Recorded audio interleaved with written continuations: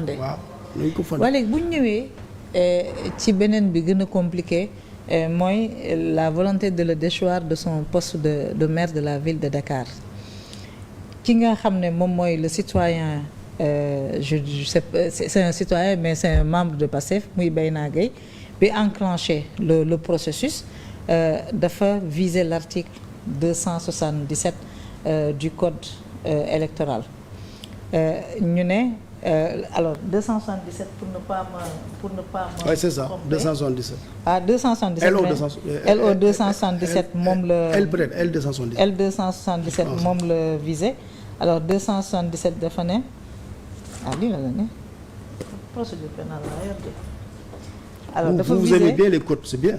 ah vous aimez bien les codes. moi j'ai acheté tous les codes. c'est bien vous êtes une intellectuelle.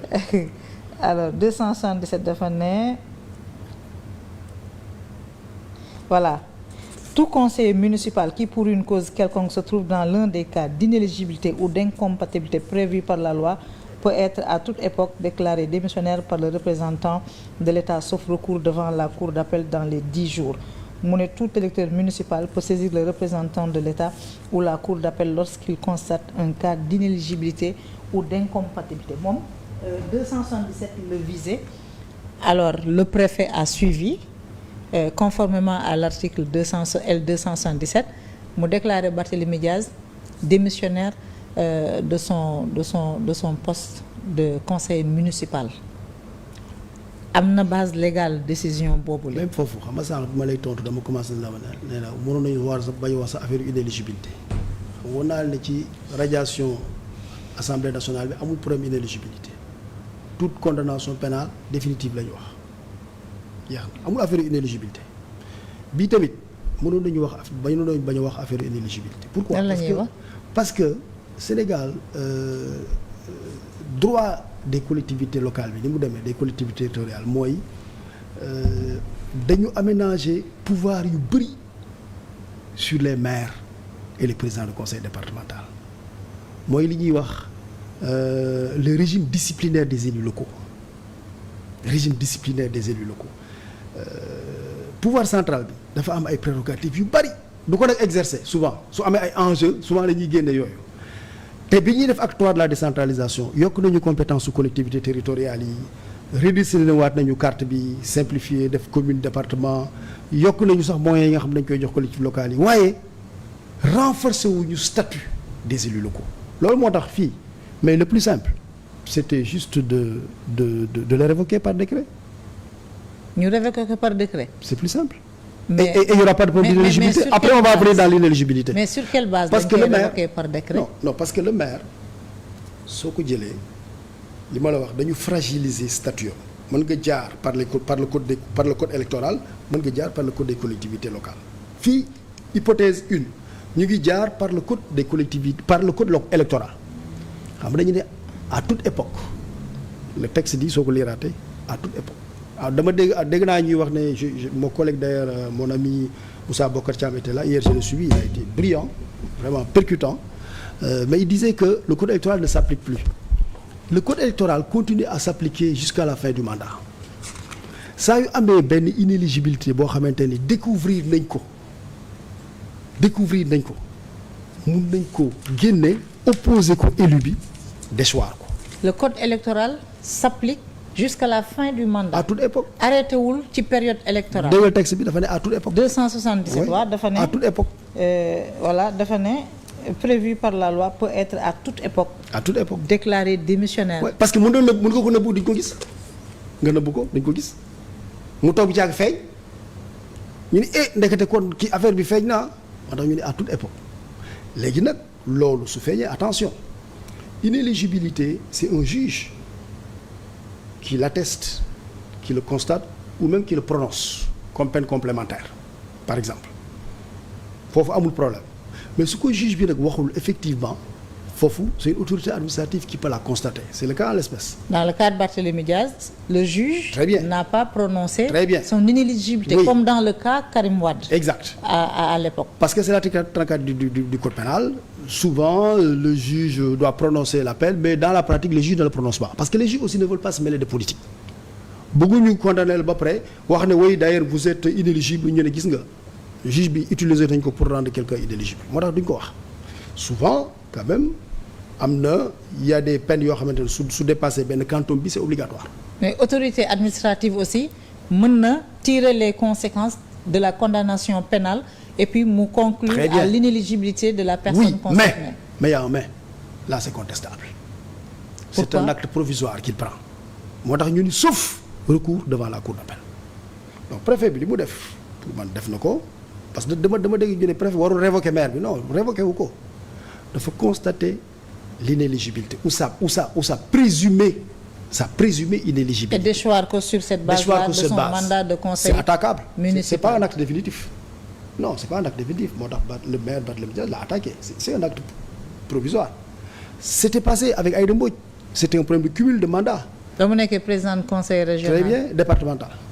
Départemental bu un mandat de plus. Le représentant de l'État, en l'occurrence le préfet de Bambey, a constaté la perte du troisième mandat. C'était une décision politique aussi. Oui, mais malheureusement politicienne parce que Aïda Mbodj àndul woon ak yéen. Je suis d'accord. Et c'était Diouf Sarr qui était ministre des collectivités locales. Oui, mais xam nga décision il faut toujours les apprécier à un niveau politique xeex la malheureusement soo munee nangu da ngay nangu soo buggee créer situation bu la gën a favorable da nga koy def 2 juridique am na benn texte bu ko fondé woon texte bi moo ne woon soo amee plus de 2 mandats beneen bi da nga koy perte bi ngay perte mooy bi gën récent su benn délai bi passé boofu délai bi dafa passé woon textuel. Ça peut être unique. Et troisième aspect, c'est l'éthique maintenant. C'est l'éthique, est-ce que c'est éthique?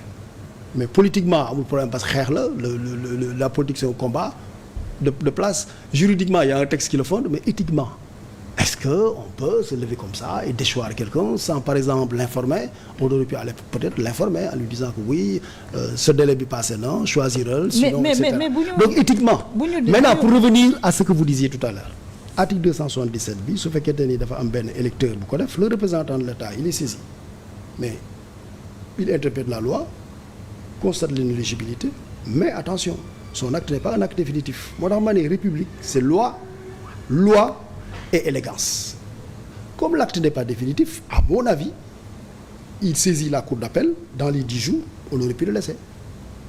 On aurait pu le laisser continuer Bien ses sûr, activités. pour moi.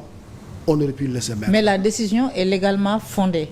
L'acte du au regard de l'article 277. Au regard de il l'article n'en fait 277. que constater l'inéligibilité. J'aurais même dit peut-être la présumée inéligibilité.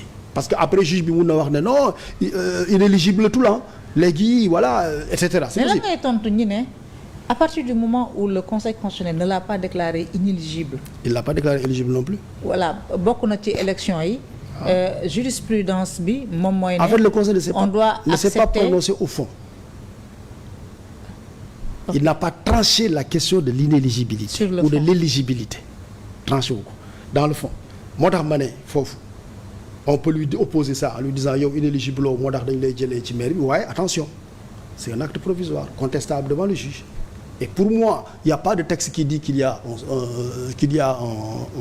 un caractère suspensif. amul benn texte bu ko wax et cetera. Le recours n'est pas suspensif. Le recours n'est pas suspensif mais man dama jàppoon ne loolu 10 jours la rek parce que parfois loi bi soo koy appliquer même en gardant la courtoisie en gardant l'élégance c'est plus efficace hein.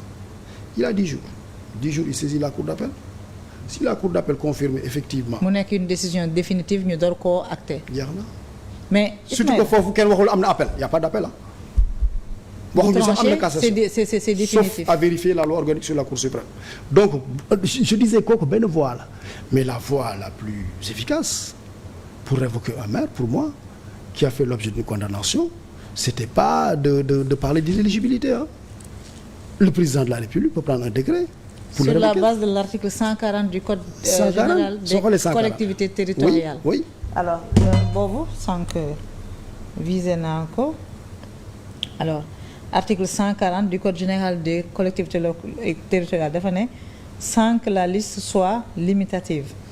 Les fautes énumérées ci-dessus peuvent entraîner l'application des dispositions de l'article 35 du présent code. Parce que l'article 35 dañoo wax ne le maire condamné pour crime ñu ne ça ne concerne pas Barthélémy Diaz, il n'est pas condamné la pour crime. La révocation est de plein droit. Voilà, s'il est condamné pour crime. Mais fii dafa ne alors les faits mooy prévus et punis par la loi instituant la Cour des comptes quand il est condamné de faits prévus et punis par la Cour des comptes. Utilisation de deniers publics de la commune à des fins personnelles ou privées, ça ne le concerne pas. Prêt d'argent effectué sur les recettes de la commune, faux en écriture publique authentique visé au code pénal, faux commis dans certains documents administratifs, dans les feuilles de route, etc. Spéculation sur l'affectation des terrains publics, refus de signer ou de transmettre aux représentants de l'État un délibéré municipal. Dans les 7 premiers cas, la sanction administrative ne fait pas obstacle aux poursuites judiciaires. Mais fii lan moo fi concerné Barthélémy Diaz, article 140. Sans que la liste ne soit limitative. Liiraatal première phrase bi. mooy la première phrase, sans que la liste ne soit limitative. jeex na c'est-à-dire mooy liste bi nga lire limitative. comment on s'y retrouve. mooy liste bi nga lire nii. waaw limitative. elle n'est pas l'autorité de tutelle. bien que maintenant on ne dit plus ça. mais c'est ça dans la réalité l'autorité de tutelle peut au regard de certaines circonstances révoquer un maire ñu ni cas yi la mais cette liste n'est pas limitative ça veut dire que beneen cas mun na ci am. mais loi bi tamit. révoquer un maire par exemple en disant que je révoque ce maire parce qu'il fait l'objet d'une condamnation pénale définitive pour coup mortel c'est légal. le président de la République a ce Bien sûr, pouvoir-là. de décret oui sans que la yaa ko wax léegi sans que la liste ne soit limitative. donc Bassirou Diomaye Faye bu ko neexoon mu signer décret de révocation. Oui. sur la base de son inéligibilité. oui. bien que ce ne soit pas cité à l'article 140 du Code général des collectivités mais l'article territoriales. 140 commence par la formule sans que la liste ne soit limitative. Mais ça c'est ça veut dire que li ñu wax nii c'est à titre indicatif mun na am yeneen raison d'ailleurs moo tax may wax ne il faut davantage protéger le maire surtout le maire de la capitale. mais un maire élu au suffrage universel. oui. Révocable par un préfet. Un maire élu au suffrage universel. non pas révocable par un préfet parce que soo waxee révocable par un préfet da ngay def erreur préfet bi révoqué wu ko. de son il l'a déchu de son poste de conseiller municipal. il l'a déclaré démissionnaire. Déclaré démissionnaire ak déchoir dafa c'est différent. Oui, déclaré démissionnaire c'est la loi qui le dit il a déclaré démissionnaire il constate que il y a démission. Pourquoi? Parce que c'est la loi qui le dit. Parce qu'il est inéligible. Voilà. Il le constate. Maintenant révoquer c'est prendre une décision mettant fin à ses fonctions de quelqu'un. Maintenant li ma doon wax mooy le maire justement quand on dit sans que la liste ne soit limitative le président de la République peut révoquer les maires dans les cas suivants mais sans que la liste ne soit limitative mais on aurait pu enlever sans que la liste ne soit limitative en disant que le maire ne peut être révoqué que dans ces cas. En dehors de ces cas toute révocation illégale. La loi n'est pas. Exact, mais la loi est ouverte, claire. Elle est flexible. Non, elle est claire. Mais ça c'est un vide elle juridique. veut protéger, non, c'est pas un vide juridique, au contraire. Elle veut protéger le pouvoir de sanction du président de la République sur les maires. Moo tax ma ne on a arrêté 2 occasions ou 3 pour protéger davantage le maire. Première occasion c'était l'acte 3 de la décentralisation bi ñu koy def yokk nañu compétence collectivités locales yi yokk moyens yi indi département et cetera mais maire bi laa lu ñu régime disciplinaire am mais foofu mënoon nañu ko protéger davantage jox ko sax une immunité. mais yow yaa nekkoon le président du comité de pilotage. exact. lu tax defuloo ko. décision de régime décision d'état da ngay proposer mais c'est l'état qui fonctionne xam nga à l'époque on avait mis par exemple dans les textes que pour nekk maire il faut nga am diplôme brevet mais on l'a enlevé en disant non. décision de régime. Oui, décision d'état décision de régime donc il y a plein de choses. mais est-ce que. voilà ci seen assises yi. bien sûr est-ce que dugaloon ngeen ko mais bien sûr ci rapport yi.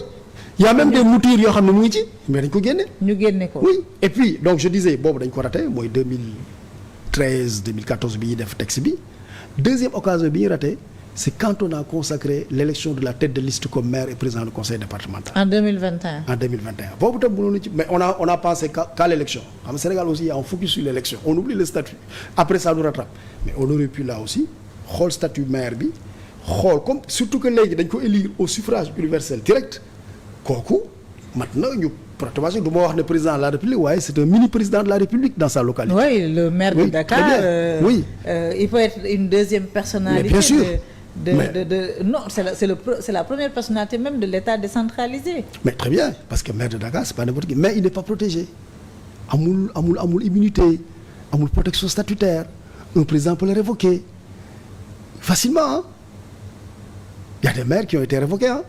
Moi dans ma ville il y a un maire qui a été révoqué. Voilà, à Dakar Khalifa Sall a été révoqué et donc j'ai dit que là on a raté cette occasion.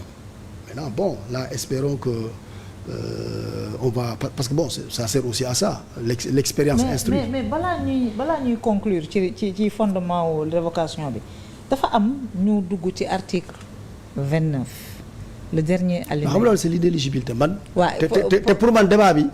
mënoon nañ sax on aurait pu faire l'économie de la question sur l'inéligibilité. mais dañ ko ñi entamé procédure bi ils ont pointé son inéligibilité.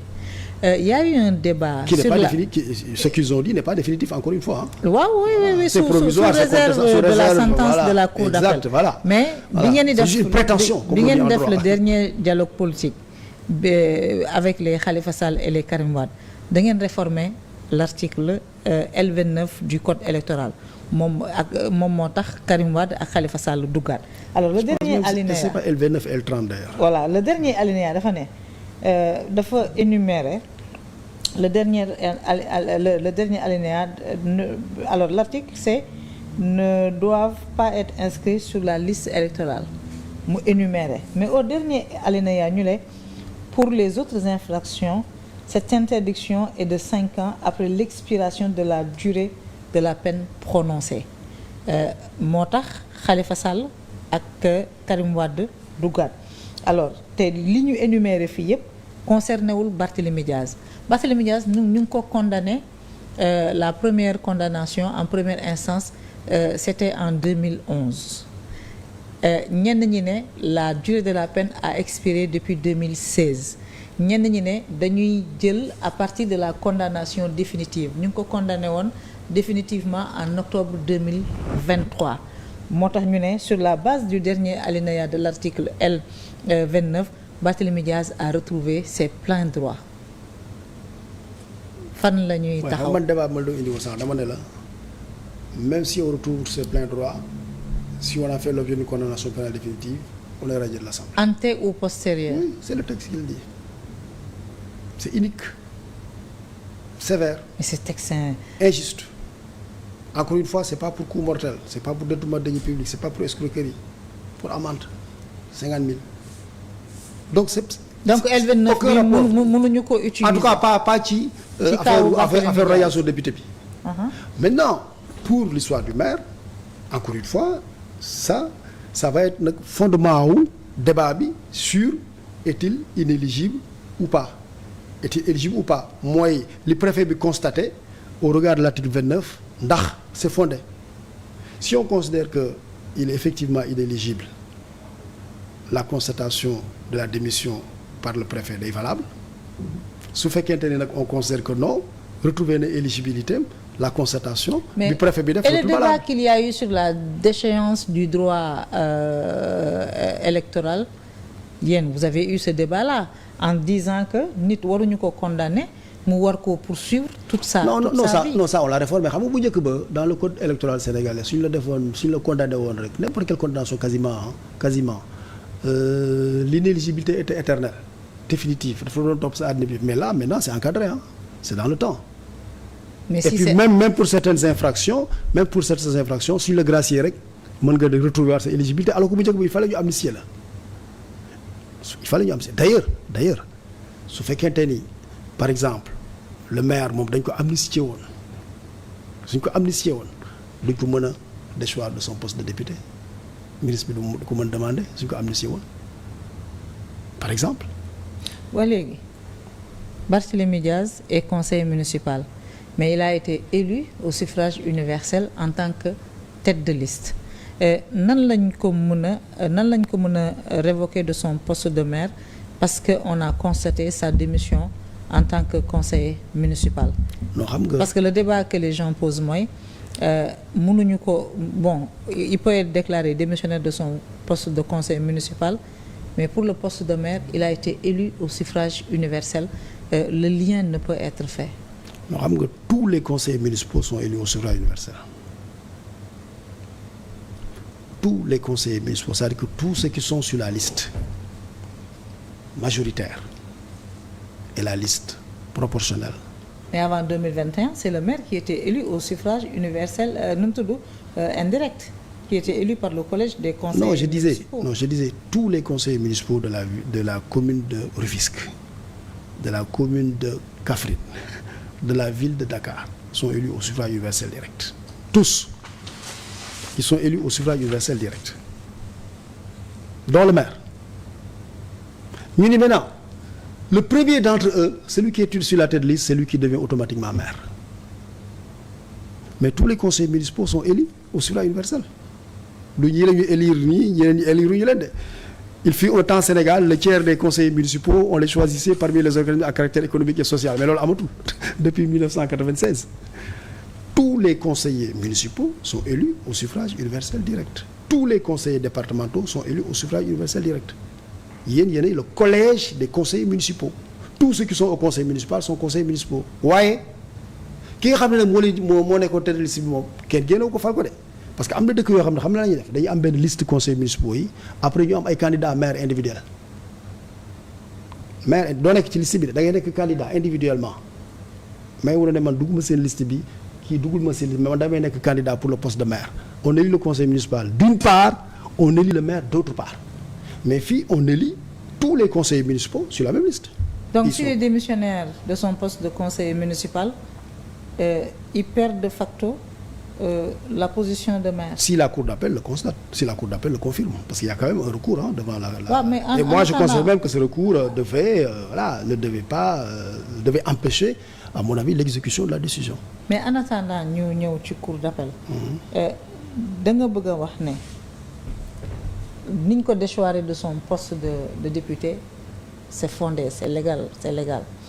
Niñ ko déchoiré, niñ ko déclaré démissionnaire de son poste de conseil municipal, c'est fondé, c'est la loi. Non, c'est fondé sous réserve. Non, nañ cour d'appel. D'accord. En attendant. Alors qu'il fallait amul réserve. Sur le député, il y a une jurisprudence. Sous réserve de la sentence de la Cour suprême. Alors, bu ñu ko déchoiré de son poste de maire aussi, c'est la loi, c'est légal. Loolu nga bëgg a wax. Sous réserve. Sous réserve non nañ fàtte Cour suprême pour le moment. Parce que xam nga en réalité non c'est cour d'appel xam nga pas en réalité. Cour d'appel xam nga la mooy état de droit. État de droit c'est l'état dans lequel l'autorité exécutive peut, à tort ou à raison, consciemment ou inconsciemment, volontairement ou involontairement, violer les droits des citoyens. Mais xam nga état de droit moo ak différence ak yeneen état yi lan la c'est qu'il y a un mécanisme pour te rétablir dans tes droits. L'État peut même faire le droit da ngay nekk fonctionnaire ba état bi jub dàq la mais dàq boobu c'est une mesure provisoire état bi dafa def lu ko neex rek moo tax gis nga l'état de droit et une vraie démocratie repose sur quoi? Sur un système judiciaire fort, robuste, avec une justice indépendante et des juges qui sont chargés d'assurer la protection des libertés. Soo ko amul rek mooy sa état de droit bi des na. Ça c'est le sous réserve de la sentence de la Cour d'appel qui est définitive. Ça c'est le volet judiciaire. Au plan politique, dañ fi vivre des antécédents très douloureux. Les antécédents qui ont maquillé le bilan immatériel de Macky Sall. Mooy l'antécédent d'abord Karim Khalifa Sall, il a vécu la même expérience que Barthélémy Diaz ak Karim Wade. Est-ce que Sénégal mën nañu consacrer des moments pour lutter contre ce type de pratique ñu dellu si waat et puis on se replonge encore dans les mêmes pratiques, c'est-à-dire un maire de ville élu au suffrage universel, maire de la capitale sénégalaise, parce que vous n'êtes pas d'accord politiquement ngeen jël décision de régime mettre en branle la machine judiciaire ba mu perte li nga xam ne moom mooy mandat. Oui, c'est pour ça que tout à l'heure ma la doon wax ne la question politiquement ça peut se comprendre parce que la politique moom ay xeex la politique xëccoo la politique parfois doorante la juridiquement texte yi moom soo xasee ba am fondement textuel rek da ngay def après nag soo defee dañuy xool juge bi mooy wax ndax li ngeen def noonu yoon la wala du yoon parce que la vérité encore une fois la vérité juridique elle est judiciaire. La vérité juridique n'est pas professorale, c'est pas un avocat, c'est pas un expert qui le dit. Mais éthiquement, la question que vous posez mooy question bu sérieux la est-ce que question bu am solo la est-ce que dañu war continuer wala dañu war arrêter? Est-ce que dañu war continuer xeex noonu soo jekkoo xeex utiliser la loi, utiliser la force wala ndax dañu war arrêter? Le Sénégal est à la croisée des chemins. C'est la classe politique qui décide. su fekkente ni l'option c'est de dire non vraiment c'est ce soit d'inéligibilité. parce que l'histoire d'inéligibilité entre loolu du Sénégal de ma jox la benn exemple. En France aujourd'hui dans les sondages Marine Le Pen est à 38%, presque 40%. su amoon élection elle a 40%. C'est la mieux placée pour être la prochaine présidente de la République. Mais suñ ko condamné mars elle est inéligible. Un juge d'instance moo koy condamné rek elle est inéligible. Mais les Américains ont réglé ce problème. Non, les Américains ne l'avaient pas réglé aussi ñoom tamit. C'est récent, c'est avec Trump. C'est avec Trump que la Cour suprême a regardé xool affaire bi ci yàgg ñu ni bon gars yi nañ dem ndànk. Est-ce que le juge fut-il la Cour suprême war na décider à la place des électeurs ñu ne nañ suspendre poursuite ba élection bi passé. Là il y a des juges qui ont dit ok on suspend mais Trump on l'attend au tournant. Dès qu'il finit son mandat les poursuites vont recevoir. Il y a même des juges qui ont dit que oui, nous même s'il est élu président en tout cas comme jugé woon nañ ko ba pare dinañu wax verdict bi. Mais finalement la Cour a dit on suspend les poursuites. On a suspendu les poursuites. Trump est élu. Bon, on peut dire ouais il est élu, ça veut dire que kenn dootu ko poursuivre mais attention en matière de justice tant qu'il n'y a pas l'extinction de l'action mën nañ le poursuivre après mën nag yéex mais mën nañ le poursuivre tant que l'action n'est pas éteinte même quand elle est éteinte d'ailleurs il y a des possibilités de ranimer ça. Mais bi ngeen def seen réforme yi mais mun leen woon régler une bonne fois pour toutes ces questions d'inéligibilité qui ont fait très mal au Sénégal. Khalifa Sall, Karim Wade, Ousmane Sonko et pas mal d'hommes politiques yoo xam ne loolu moo yàq seen carrière. su fekkente ni amoo recul doo ko mën a régler su fekkente ni combat politique